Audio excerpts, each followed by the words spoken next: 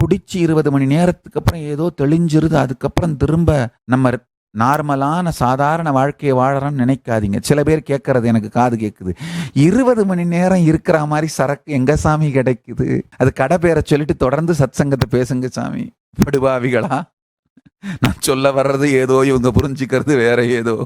ஆழ்ந்து புரிந்து கொள்ளுங்கள். வாழ்க்கையை எதிர்க்கின்ற வாழ்க்கை துரோகிகள் உயிர் துரோக கருத்துக்களையும் பொருட்களையும் தவிர்த்து நீங்கள் வாழ்ந்தால் நீங்கள் ஆதிசைவத்தை வாழுகிறீர்கள். ஆதிசைவம் வேற ஒண்ணுமே இல்லைங்கய்யா.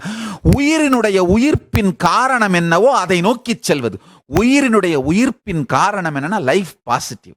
வாழ்க்கையோட மாட்சிமையும் மீட்சிமையும் மலர்ந்து வாழ்தல், அவ்வளவுதாங்கய்யா.